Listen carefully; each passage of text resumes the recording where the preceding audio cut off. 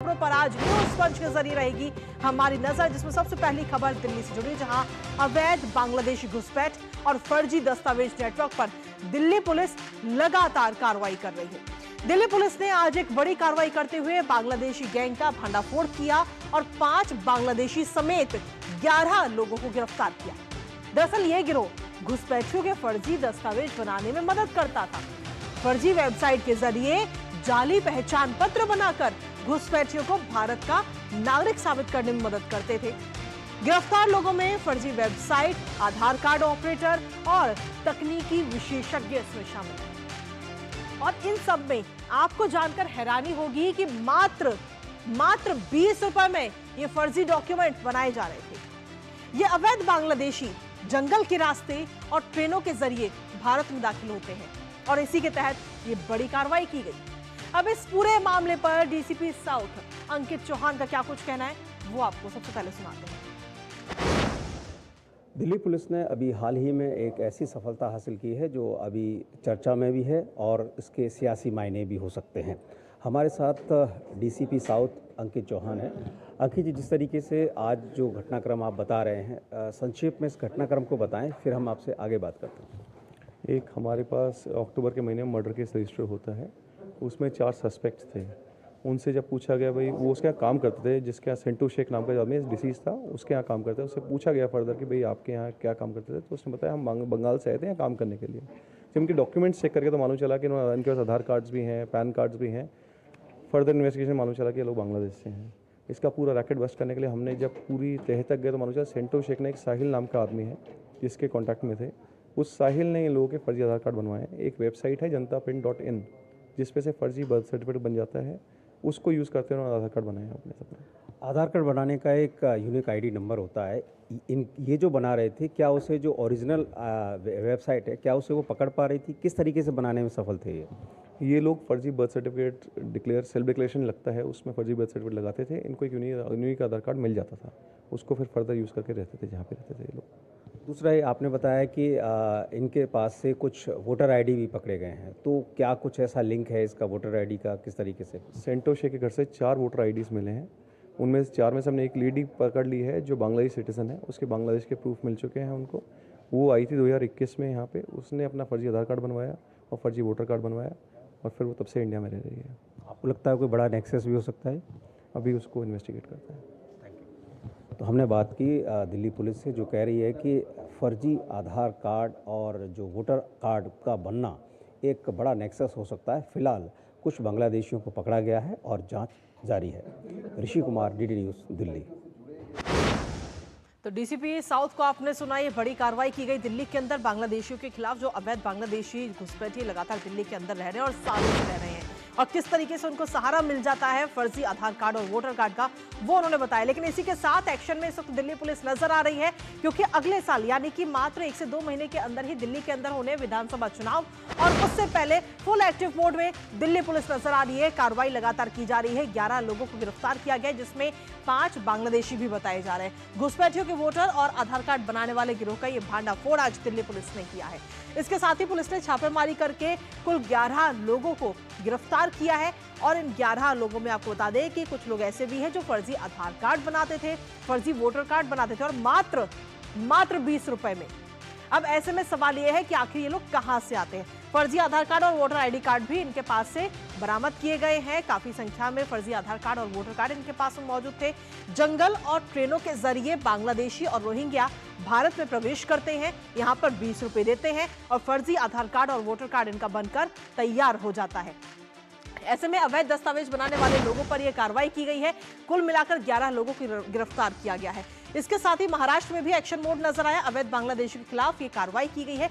बांग्लादेश में भी दिल्ली के साथ साथ जहां महाराष्ट्र के धुले शहर में 4 बांग्लादेशी नागरिकों को इस वक्त पुलिस की तरफ से गिरफ्तार किया गया। एक होटल से बांग्लादेशी नागरिकों की ये गिरफ्तारी हुई थी। दिल्ली में तो एक और जो अभियान है वो चल ही रहा है, लेकिन इसके साथ ही महाराष्ट्र में भी गिरफ्तारियां की जा रही है। विदेशी अधिनियम और पासपोर्ट अधिनियम के तहत मामला भी दर्ज किया गया, कोर्ट में पेश किया गया, और उसके बाद में अब आगे की जो जांच है वो भी इस वक्त की जा रही है। इसी पर ताजा अपडेट ले लेते हैं। इस वक्त हमारे साथ हमारे सहयोगी ऋषि इस वक्त जुड़ रहे, सीधा उन्हीं का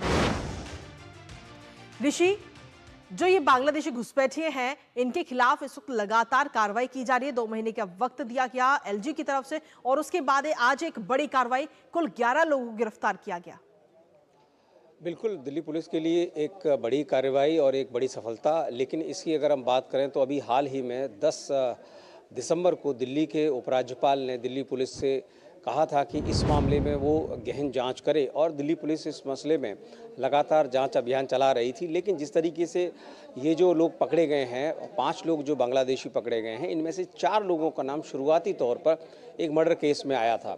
जब उनकी मर्डर की जांच हो रही थी, उस समय जब गहन तफ्तीश में पता चला कि ये कहाँ के लोग हैं और किस तरीके से ये यहाँ पर आके बसे हैं। और इसमें जो सबसे बड़ी बात है, दिल्ली पुलिस को जो प्रमाण तक मिल गए हैं कि ये बांग्लादेशी हैं। जैसे एक महिला जो पकड़ी गई, वो बरेली में उसको गिरफ्तार किया गया, और बरेली में जब गिरफ्तार किया गया था, जांच के दौरान पता चला कि उसके मोबाइल में उसका बर्थ सर्टिफिकेट जो बांग्लादेश का है वो दिल्ली पुलिस को मिला। तो पूरे प्रमाण के साथ सिर्फ यही नहीं कि उनके कहने के आधार पर या उनके स्वीकार करने के आधार पर दिल्ली पुलिस ने माना है कि वो बांग्लादेशी है, बल्कि उनके पास कुछ प्रमाण भी मिले हैं, कुछ दस्तावेज भी मिले हैं। ये बड़ी सफलता है। और इस मसले में अब बहुत सारी चीज़ें और आगे बढ़ रही हैं, क्योंकि वेबसाइट जिस तरीके से ऑपरेट की जा रही थी और यहाँ के लोग भी इन्वॉल्व थे, तो ये कौन कौन से लोग और इन्वॉल्व हो सकते हैं, ये भी एक बड़ा मसला है। और इस पर भी दिल्ली पुलिस लगातार अपनी जाँच को आगे बढ़ा रही है।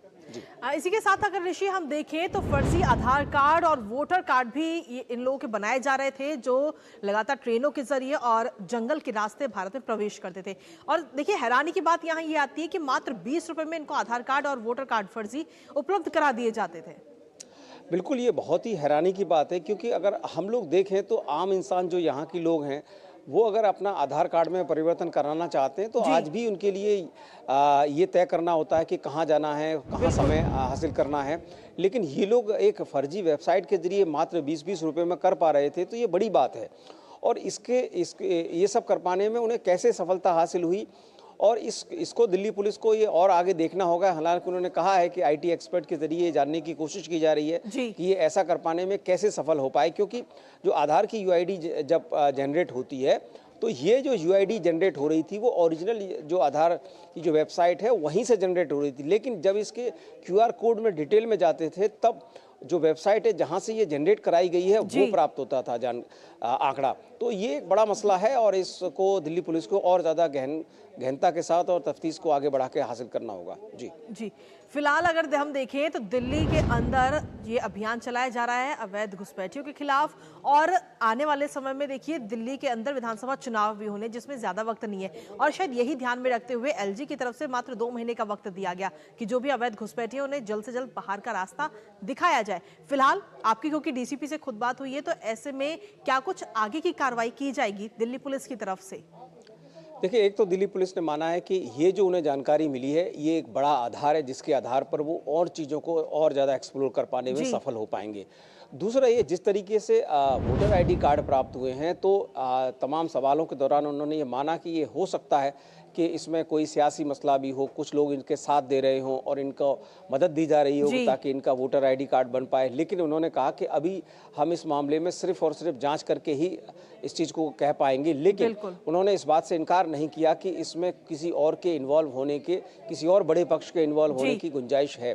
तो ऐसे में जो जिस तरीके से वोटर आईडी कार्ड प्राप्त हुए हैं, और आधार कार्ड तो खैर बेसिक चीज़ है जिससे कि हर चीज़ को हासिल करना आसान हो गया है, और इसके आधार पर तमाम सरकारी योजनाओं का लाभ भी लोग हासिल कर पा रहे हैं। तो ऐसे में अगर विदेशी लोग यहाँ पर आकर इस तरीके से योजनाओं का लाभ ले रहे हैं या वोटिंग प्रोसेस में भाग ले रहे हैं, तो ये गंभीर मसला है, सुरक्षा के लिहाज से भी और हमारे जो लोकतांत्रिक पहलू है उसके लिहाज से भी। चलिए, फिलहाल बहुत बहुत शुक्रिया ऋषि, तमाम जानकारी और अपडेट्स हमारे साथ साझा करने के लिए। इस पर आप अपनी नजर लगातार बनाए रखिएगा।